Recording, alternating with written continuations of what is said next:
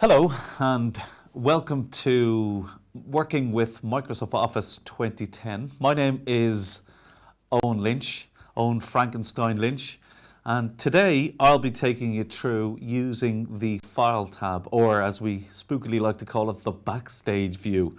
So how does the Backstage view work? Well, if I go to my File tab here, you can see what it does generally in 2010. It brings you into a whole new screen. And it's in here that we're well used to using the likes of Save As and Print and so on and so forth. But there's a couple of other little features that I'd like to show you of use. Now, today we're using Excel, but a lot of these features work pretty much the same throughout the Microsoft Office suite. So the first thing to look at here would be an area called Info. Now, there's a couple of nice little features here in Info, one of them being the Protect Workbook.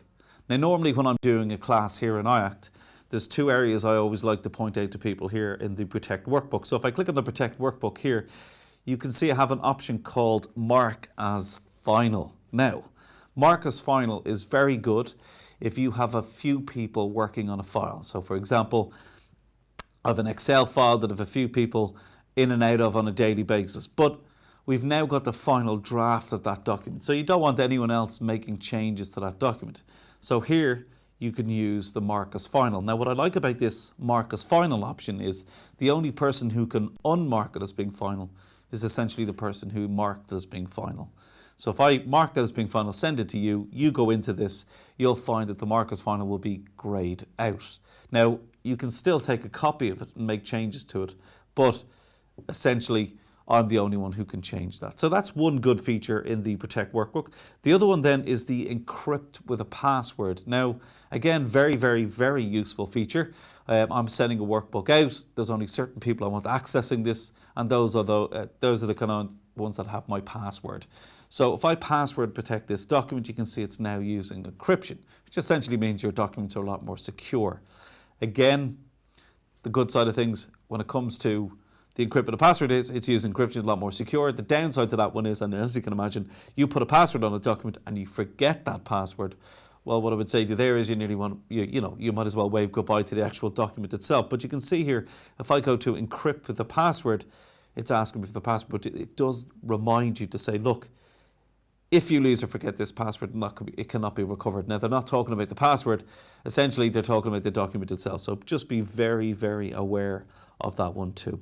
It's amazing how many people are asked for a password and they invent one on the spot, and you can guarantee within a week's time they've completely forgotten what that password is. So again, be very, very careful with that one. So there's two features just in the Protect Workbook. There are other areas like check for issues, a couple of nice little features in there, inspect the document. One feature that, if you're sending a document out to somebody but you don't want your personal information going with that, your name, that kind of thing, you can also ask Microsoft to search that document and remove any of those kind of personal bits of information in your name. The next area I wanted to have a quick look at then is an area that, well, it should be a place where you should be going into on a daily basis. It's found under Recents. Now, again, this works the same way throughout the Microsoft Office suite. And the default when you go into 2010 for the Recents is it shows you 25 of the most recent documents.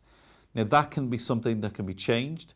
I can ask the default to change anywhere between 0 and 50. Now, that's not the bit that I wanted to show you, because really if you compare that to back to 2003, in 2003 it would only show you 9 of the most recent documents. So now they've changed the default to 25, but we can change that to anywhere between 0 and 50.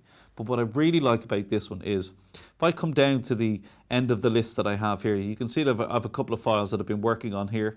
But there's one right, say, for example, right down, smack down the bottom called Company List. Now, the thing about this one is, it's saved in a fairly, you can see there's quite a number of formulas or a number of folders that I have to go to navigate to every time I want to open that file. And that's where people waste a huge amount of time on a daily basis navigating to the same files. The thing about this list is, you open it up once, it'll be listed in here. Now, the one that I'm looking at here is number 25 on the list. So what I'm worried about here is that if I open up a new file, that'll get pushed off the list. Now, I could go into my settings in Excel, in Word, in PowerPoint, and change it to 50 if I wish. Or you can ask Excel or Word to pin it. So if I pin that file, That file now will sit up the top of my list and it will not move until I unpin it. So for the next day or week or month of me going in and out of that file, now all I have to do is go to File, Recent, and click on my file. And the only reason you'd really ever need to navigate to that file again is if somebody's moved it to a new location. But an absolutely brilliant new feature when it comes to 2010. And it also, if you can see to the right hand side here, it also allows you to do the same to recent folders that you go into. So it's not just for files, but the locations too, the folders as well. But that's the recent side of things. Another one just to point out, again, most people will be used to using the kind of new and the print. But if I go into Save and Send, there's a couple of little features in here that I like as well. One of those being PDFing a document. Now, if you ask most users out there how did they PDF a document, they'll more than likely tell you File, Save As, choose PDF, the option, and save it that way. Well, generally the way we look at it now in 2010 is you go to File, Save and Send, and you can see there's an option here called Create PDF or XPS. Now, just to say to you, PDF and XPS, what's the difference? Well, XPS is just a Microsoft version of the PDF. All right, and what you're going to find now is more and more people are using the XPS side of things, but same kind of thing.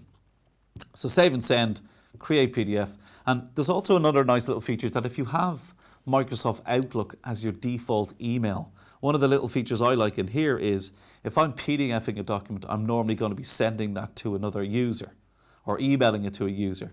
So if you think about what you normally do there, save the PDF, open up your email, open up a brand new email, attach the PDF.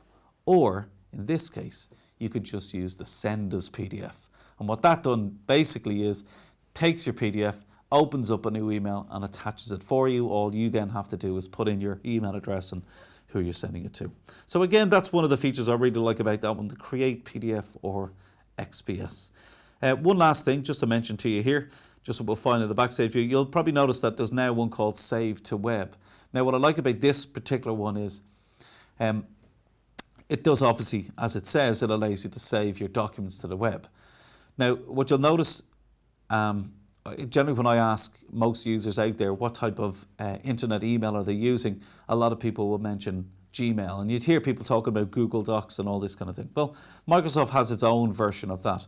And a lot of people don't realise that if you have your own Hotmail account, as it used to be called, or Live as it's called now, or Outlook, you now get a free slimmed down version of Excel, Word and PowerPoint. So what that basically means now is if I'm working on a document, I don't have to have Excel installed on my machine or Word installed on my machine. I can access it through my Live account. So again, that just allows you, and what it does is if you have a Live account, you also get 15 gigs of free space as well. So instead of me emailing the file to you, I can save it to my OneDrive and then give you access to it. So there you go. Look, just a couple of little features with regards to the File tab. As I said, it works the same way across most of the Microsoft Office suite, but depending on each of the applications, you get different options in there.